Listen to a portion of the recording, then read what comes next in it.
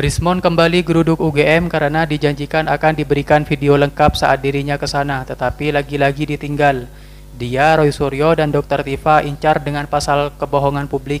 Padahal seperti yang kita tahu, yang jelas-jelas bohong itu kan Jokowi soal Kasmojo. Dari pembimbing skripsi yang ternyata bukan dan pembimbing akademik juga bukan.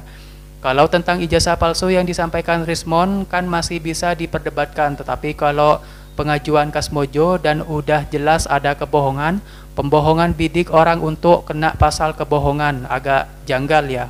Live ini langsung tadi pegawai perpustakaan yang mengatakan Joshua Sinambela didampingi oleh Humas untuk ke perpustakaan, bahkan ke dekan atau pejabat dekanat Fakultas Kehutanan UGM didampingi, terus bisa mengakses skripsi-skripsi tahun 85 dan videonya dikirimkan kepada saya sekitar Maret 2025. Nah, kalau suratnya nggak ada, kenapa dia bisa? Saya enggak. Oke, kami jawab Bapak, tidak ada rekan dari Humas UGM. Benar nih, Mbak. Kantor di sini yang mendampingi orang atas nama Joshua. Soalnya tadi pihak perpustakaan Kehutanan UGM merujuk kami ke Humas supaya didampingi oleh Humas, dan itu dilakukan. Makanya saya tanyakan di sana, kenapa Joshua Sinambela bisa mengakses skripsi tahun 85 itu? Oh, didampingi oleh Humas. Dan setelah itu bertemu dengan pejabat Fakultas Kehutanan UGM. Nah, jawabannya sekarang tidak ada surat. Kok bisa dilayani? Kami kenapa harus ada surat? Begini Pak, pertama kami coba melakukan konfirmasi internal terlebih dahulu. Iya kan tadi Ibu bilang. Perpustakaan Fakultas Kehutanan yang Ayo kita konfirmasi. Iya, kami nanti komunikasi konfirmasinya secara internal. Ditelepon dulu, Mbak. Oke, kami coba konfirmasi. Iya, saya tunggu. Yang kedua tadi suratnya tidak ada yang masuk dan kami iya udah confirm tidak ada surat Sinambela itu, nggak ada.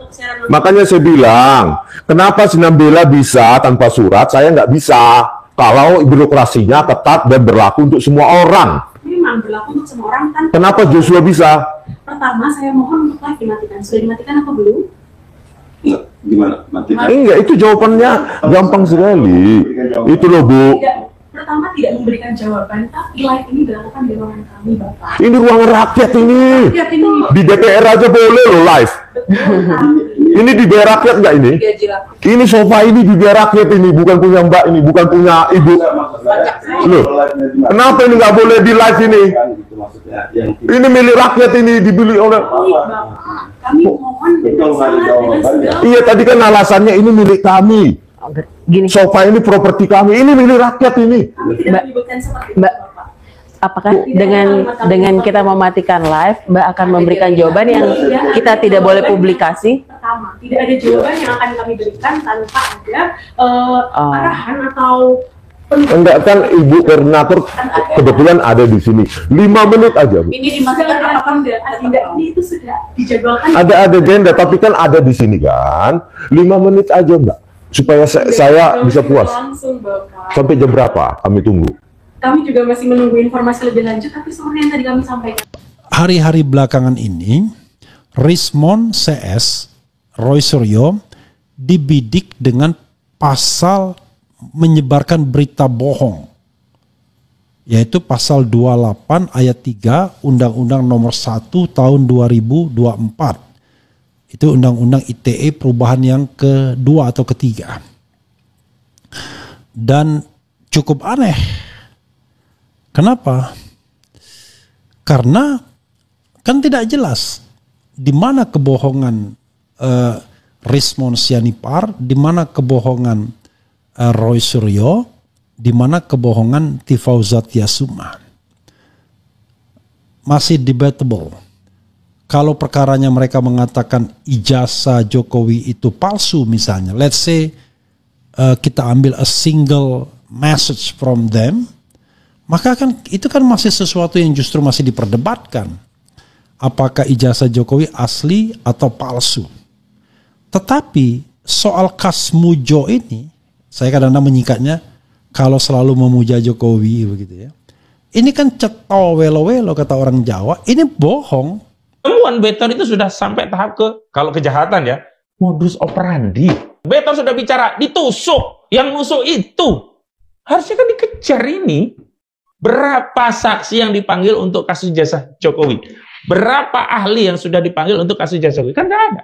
Satu orang betor kenapa nggak dikejar? Nah, itu satu orang betor aja nggak diambil keterangannya. Yang mencetuskan pasal pramuka itu adalah betor. Panggil. Betor, ya. Agar keterangan betor di berbagai podcast itu bernilai hukum menjadi BAP. Betor sebut nama-nama kunci. Ada Prasetyo ya panggil.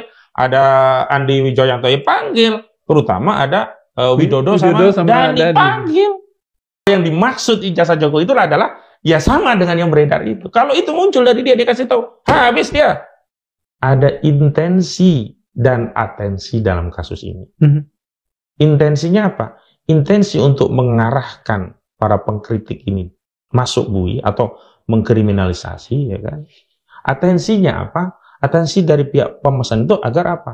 Dibersihkanlah legasi ijazah ini seolah-olah asli melalui proses ini. Saya yakin kalau Kapolri ganti nggak terjadi ini kriminalisasi ke Roy Suryo. Kata kuncinya Kapolri. Kalau Kapolri-nya ganti, saya yakin proses ini akan menjadi terurai lagi. Ini kan sebuah informasi yang diametral, bohong. Karena dalam acara yang resmi dia panggil Pak Kasmujo, diperkenalkan sebagai dosen pembimbing, saksinya ada di belakang Pratikno. Tapi tiba-tiba kok belakangan 2025 mengatakan bukan, setelah terbit skripsi yang ditandatangani konon oleh Profesor Dr. Ahmad Suemitro. Padahal pada waktu itu belum profesor dan kemudian bukan Suemitro tapi Sumitro. Tanda tangannya meragukan juga. Jadi apa dong dosen Pak Kasmujo? Ya dosen pembimbing akademis. Bukan juga ternyata ketika ditanya, ya, digeruduk oleh Rismond kediaman Kasmujo. Jadi saudara sekalian, kita tidak usah dulu bicara soal asli atau tidak aslinya. Tapi soal bohong dan tidak bohong sudah jelas. Ini kebohongan yang cetha welo-welo. Maka sangat aneh ketika pendukung-pendukung Jokowi masih saja mereka mempermasalahkan Roy Suryo, Dr. Tifa, dan orang-orang yang mengkritik ijazah Jokowi. Saya melihat ke apapun yang kita lakukan akan dicari-cari saja itu jalannya. Sekarang yang penting itu adalah kita mengambil sikap apa terhadap posisi ini. Tidak peduli lagi nanti mau diapain sama mereka, urusan mereka. Karena selama ini ya, kita tuh sudah berusaha ya, meluruskan benang yang kusut ini. Tapi nggak juga kemudian direspon itu. Misalnya, penyelidikan di Barreskrim itu harusnya ada gelar perkara khusus. Sudah dikirim surat. Meminta itu 26 Mei 2025. Sudah direspon oleh Karwasidik di 4 Juni 2025. Untuk gitu ya? Poin kedua ada dua hal. Substansi yang pertama, surat tadi permintaan gelar perkara sudah diterima. Yang kedua, dan akan kami tindak lanjuti sesuai dengan ketentuan peraturan perundang-undangan yang berlaku. Tapi sampai hari ini nggak ada tindakan. Kok justru yang dikejar kasus yang menjerat klien kami.